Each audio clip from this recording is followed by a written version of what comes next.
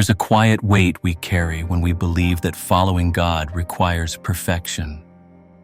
We internalize the pressure to always say the right thing, do the right thing, feel the right thing. And when we fall short, as we all do, shame creeps in like a shadow. We wonder if God is disappointed. We wonder if we've disqualified ourselves from His presence. So we hide. We pretend. We put on spiritual masks, hoping to impress the God who already sees everything beneath them. But what if the very thing you're trying to hide is the thing He's inviting you to bring into the light? God has never asked for polish. He's never demanded flawlessness. What He's always wanted is truth. Not the version of you think He wants, but the real one, the one who's afraid, the one who doubts, the one who doesn't have it all together.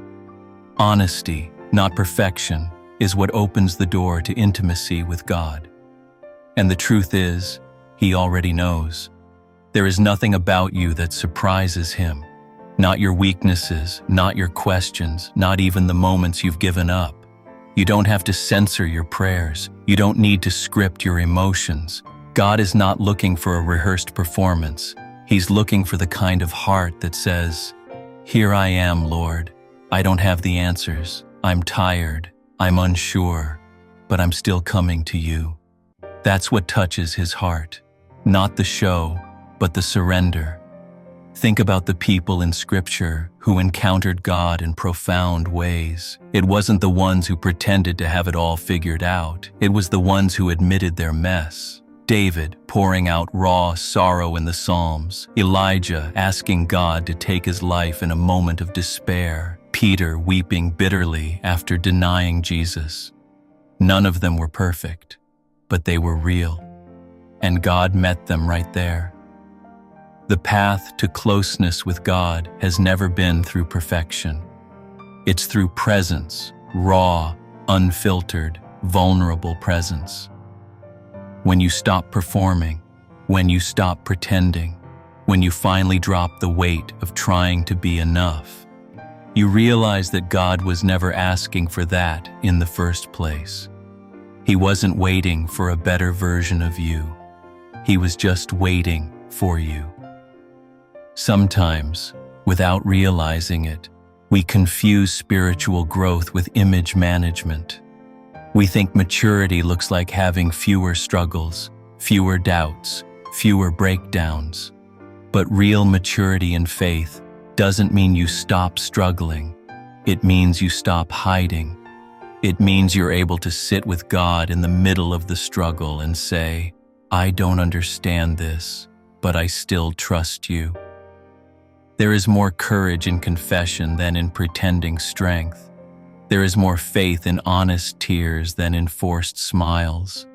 And yet, the world around us teaches the opposite.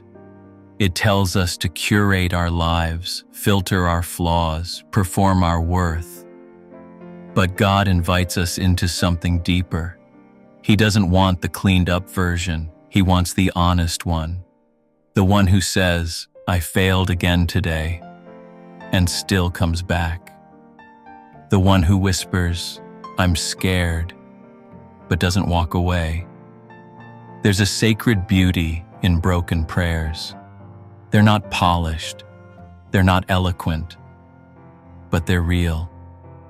And the real is where God meets us. He doesn't need our strength to be near. In fact, Scripture says His power is made perfect in our weakness, not ignored, not minimized, perfected.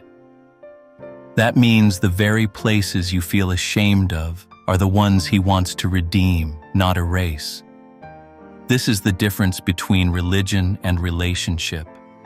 Religion says, "Fix yourself before you come." Relationship says, "Come as you are, and I'll walk with you through it." Jesus never asked people to clean up before following Him. He met them in their mess and loved them into change. Zacchaeus, the woman at the well, the thief on the cross, none of them brought perfection, but all of them brought honesty, and that was enough. So why do we keep trying to earn what's already been given? Why do we perform when He's already promised presence? The truth is, we're afraid. Afraid of rejection. Afraid of being too much. Afraid that if God saw us as we are, He'd turn away. But that fear is based on a lie, because He already sees you fully and clearly, and He stays. God's love isn't fragile. It doesn't get scared off by your struggle. It doesn't require performance. It simply asks for your presence. Come to Him, not with your script, but with your story. Not with the version you think He wants, but with the version you are. He's not looking for perfection. He's looking for honesty. There's a moment in your faith journey when you realize that hiding doesn't protect you, it isolates you. You start to see that the parts of you you've been ashamed to bring before God are actually the ones He's been gently calling into the light. Not to embarrass you, but to heal you. There is no freedom in pretending. There is no intimacy in performance, only distance. And if you're honest, maybe you felt that distance growing. You read scripture, but the words feel far. You pray, but it sounds like silence. You go through the motions of faith, but something inside feels disconnected. Could it be that you've been trying to be impressive when God is inviting you to be real? You don't need to say the right things to get His attention. You already have it. He's not impressed with spiritual vocabulary or long prayers that mask your pain. He's moved by authenticity. That simple whisper, "God, I don't know what I'm doing," might be more powerful than any eloquent sermon you could preach. Because that's where honesty lives, in the raw, unedited parts of your soul. Maybe you think honesty disqualifies you from being used by God. But what if it's the very thing He wants to use? Think of David, a man after God's own heart, not because he was flawless, but because he was honest. He raged, he wept, he confessed, he doubted. He cried out in fear, in joy, in guilt, and he didn't hide. And that kind of transparency didn't push God away. It drew Him close. Your honesty doesn't scare God. Your doubts don't surprise Him. Your emotions don't inconvenience Him. He designed every fiber of your being, including your capacity for complexity. He welcomes the questions. He holds the sadness. He listens when all you can do is sit in silence. That's the God who knows you and wants you still. Stop measuring your faith by how together you look. Start measuring it by how willing you are to stay present with God, even when everything feels undone. You don't need to come with answers. You need to come with availability. God transforms honest people, not perfect ones. And transformation doesn't happen in a rush. It unfolds in quiet, honest, holy moments. You've probably spent years trying to hold it all together, trying to be strong for everyone, trying to appear composed in front of others, maybe even in front of God. But behind the strength, there's exhaustion, and God sees that. He's not asking you to keep holding the mask in place. He's inviting you to set it down. There's no healing in pretending you're not hurting, no redemption in hiding your weakness. And the beauty of God's grace is that it doesn't wait for your strength to show up. It meets you exactly in your weakness. In the space between "I'm fine" and "I'm falling apart," there's an altar, a sacred place where honesty becomes the doorway to restoration. We live in a world that rewards polish and punishes vulnerability. But God operates differently. He lifts up the humble. He draws near to the brokenhearted. He doesn't ask you to shine. He asks you to come close. It's okay to say you don't know what's next. It's okay to admit you're tired. It's okay to not be okay and still come to Him. Sometimes we confuse spiritual maturity with spiritual performance, but maturity isn't about flawless faith. It's about faithful honesty. It's about being real with God, even when it's messy, especially when it's messy. The prayer that begins with "God, I'm lost" is just as powerful as "God, I trust you," because both are prayers of connection, and God honors connection over composition. You don't need to impress Him. You can bring your doubt, your frustration, your confusion. He can take it. In fact, He's already taken it. On the cross, Jesus bore every burden, every shame, every weight you feel right now. So you don't have to carry it alone. You never did. What would happen if you stopped performing and started revealing? What would shift if you believed that your honesty was a gift to God, not a threat to your worth? Because here's the truth. God already sees everything. There's nothing you can hide from Him. But He still waits for you to speak, not because He needs the information, but because your voice matters in the conversation. Your voice, unpolished, uncertain, trembling, is enough. There is something sacred about the moment you stop pretending, when your voice breaks in mid-prayer, when the tears you held back finally fall. This is not a moment of failure. It's a moment of release. It's the beginning of healing, because you're no longer offering God the version of you that you think He wants. You're offering Him the real you. And that's the you He's always loved. The journey of faith isn't about crafting a flawless spiritual image. It's about deepening a real relationship. And relationships thrive on honesty.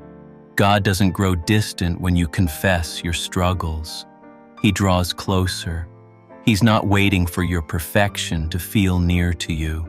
He's already present, even in the middle of your confusion, especially there. You might be tempted to think that your emotions disqualify you, that your doubts push you away from God. But Scripture tells a different story. The Psalms are filled with raw, unfiltered emotion. David didn't hide his fear or anger or questions. He poured them out before the Lord. And God called him a man after His own heart, not because David was perfect, but because he was honest. God never required a spotless record.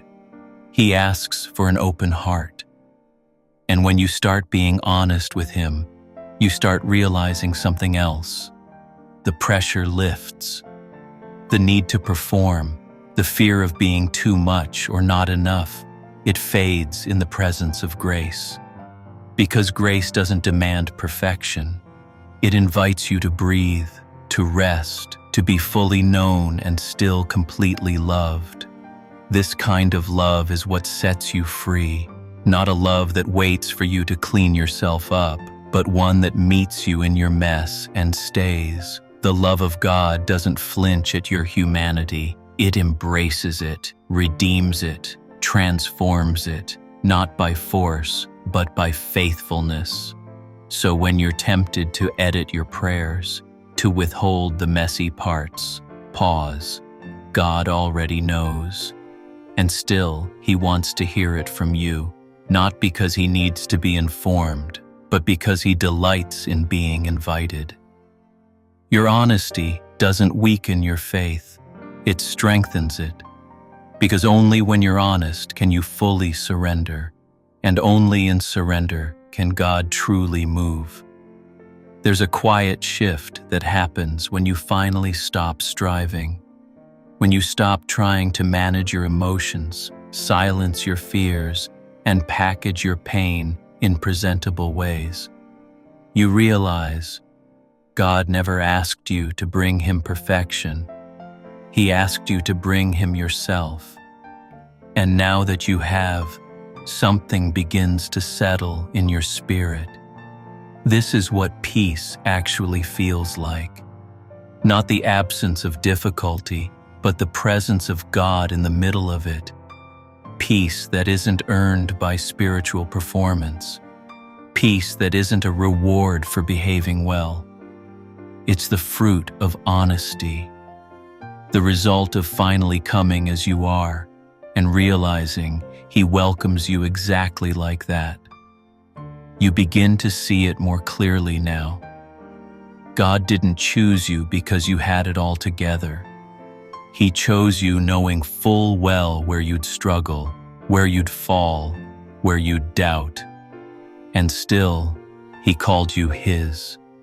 Still, He wrote your name into His story.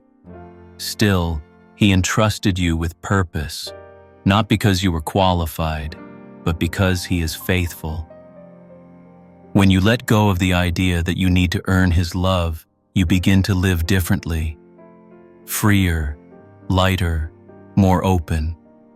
You stop hiding the parts of yourself that feel unfinished. You stop rehearsing your faith and start living it. And in those small, quiet moments when you whisper to God not what you think you should say, but what you actually feel, that's where intimacy is born. The God who formed your heart doesn't run from what's in it. He leans in, and when you speak to Him honestly, He doesn't recoil. He responds, sometimes with answers, sometimes with silence, but always with love, because He's not interested in the version of you that plays it safe. He's after the real you, the one who knows how much they need Him. So let this be your reminder. You don't need to be flawless. You need to be faithful. You don't need the right words, just the real ones.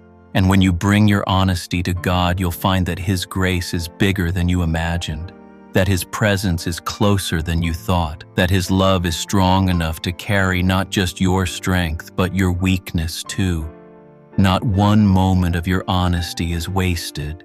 Every prayer you've prayed with trembling lips, every confession you've whispered through tears, He has heard them all and He hasn't turned away. He stays.